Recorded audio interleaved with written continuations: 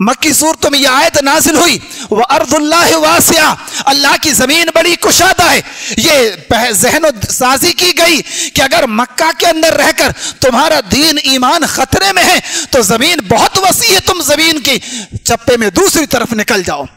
اسی دوران میں سورہ قصص نازل ہوئی، سورہ الشعراء نازل ہوئی، جس میں 7 پیغمبروں کا ذکر ہے. سب سے پہلے پیغمبر موسیٰ کا ذکر ہے، موسیٰ کی ہجرت کا ذکر ہے، اور یہ تمام واقعات محمد الرسول اللہ صلی اللہ علیہ وسلم کو یہ تربیت دے رہے ہیں کہ پیارے نبی، آپ کو اگر مکہ کے اندر رہنا، آپ کے صحابہ کا مکہ میں رہنا مشکل ہے تو مکہ چھوڑ کر دوسرا شہر چلے جائیں.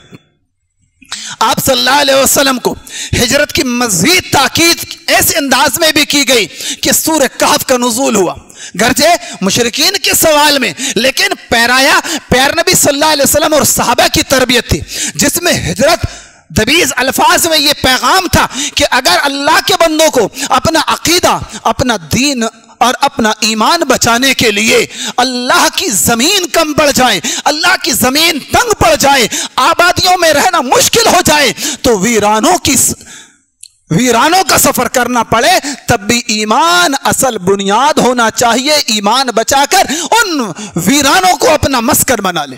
اصحاب کہف کا واقعہ، وقت کی قلت ہے، قرآن مجید کا مطالعہ کریں. قرآن کہتا ہے انہم فتیۃ آمنوا بربہم وزدناہم ہدی وربطنا علی قلوبہم اذ قاموا فقالوا ربنا رب السماوات والارض لن ندعو من دونہ اذا شططا. وہ چند نوجوان تھے، انہم فتیۃ آمنوا بربہم، چند نوجوان تھے جنہوں نے اپنے رب پر ایمان لایا، اور پھر کیا ہوا؟ قوم نے ان کا جینا دو بھر کیا. نتیجہ کیا نکلا؟ ایمان بچا لیے، عقیدہ بچا لیے، عقیدہ اور ایمان سے سودا نہ کیا، اور آبادی سے ویرانوں کی طرف، بیابانوں کی طرف، جنگل کی گھاٹیوں کی طرف چلے گئے.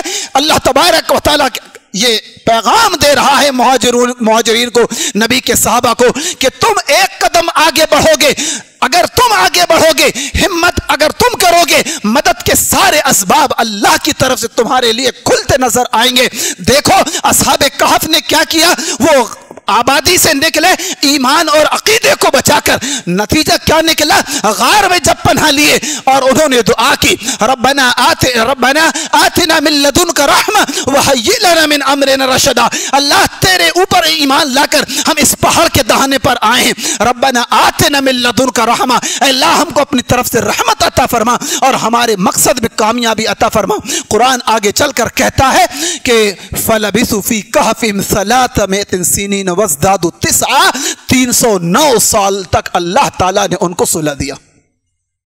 یہ ہجرت کے واقعات کے پہلے یہ مکی صورتوں کے اندر یہ اس طرح کے واقعات، پیغمبروں کے واقعات، ابراہیم خلیل اللہ کا تذکرہ، موسیٰ علیہ السلام کے واقعات، یوسف علیہ السلام کے واقعات، یہ دراصل اسٹوری اور واقعات نہیں تھے. یہ پیارے نبی صلی اللہ علیہ وسلم کو ہجرت کے لیے تیار کیا جا رہا ہے.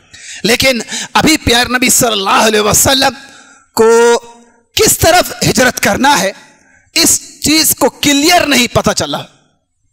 آپ صلی اللہ علیہ وسلم کو مکہ سے جب مایوسی حاصل ہو گئی، مکہ کی آبادی نے آپ کو ٹھکرا دیا، آپ طائف جو مکہ سے 90 کلومیٹر کے فاصلے پر ہے، جو رشتے میں آپ کا ننیحال تھا، وہاں گئے. لیکن ان لوگوں نے بھی تقریباً جتنے بھی وہاں کے بڑے اثر و رسوخ والے، سب نے آپ کو ٹھکرا دیا اور ایک ہی جواب دیا، آپ یہاں سے نکل جائیں، اور الٹا اوباشوں کو لگا دیا. بہرحال اللہ کے نبی صلی اللہ علیہ وسلم وہاں سے بھی مایوس واپس آ کر، جب آپ اس واقعے کے اختتام میں جب آپ مکہ میں داخل ہو رہے تھے، آپ صلی اللہ علیہ وسلم کو پناہ دینے کے لیے مطعم ابن عدی آگے آیا. مطعم ابن عدی کافر تھا، مکہ کے سرداروں میں سے تھا، اللہ کے نبی صلی اللہ علیہ وسلم کا سخت ترین مخالفوں میں سے تھا، لیکن انسانی ہمدردی تھی، اس نے اور اس کے بیٹوں نے اللہ کے نبی صلی اللہ علیہ وسلم کو آپ کے گھر کے اندر پہنچایا. دیکھیں سیرت رسول کا پیغام کیا ہے. اللہ اکبر. کافر کا احسان تھا، کافر نے مکہ جب واپس آ رہے طائف سے، آپ کو داخلے میں اس نے سپورٹ کیا، کھڑا رہا، اس کے بیٹے کھڑے رہے. اللہ کے نبی صلی اللہ علیہ وسلم نے جب غزوہ بدر ہوئی، بدر میں مکہ کے قید کیے گئے اور 70 قتل کیے گئے، وہ جو 70 تھے آپ سے آزادی کی بھیک اور رحم کی بھیک مانگ رہے تھے۔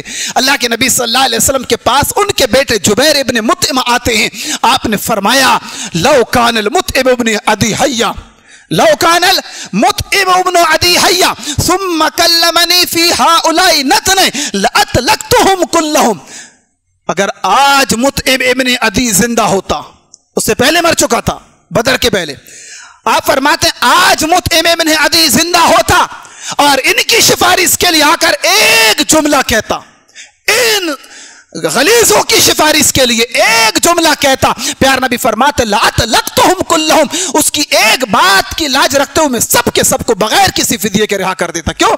وہ احسان پیار نبی صلی اللہ علیہ وسلم کے اوپر تھا کہ اس نے پیار نبی صلی اللہ علیہ وسلم کو مکہ کے اندر طائف سے واپسی پر آپ کو مدینہ مکہ کے اندر پناہ دیا تھا۔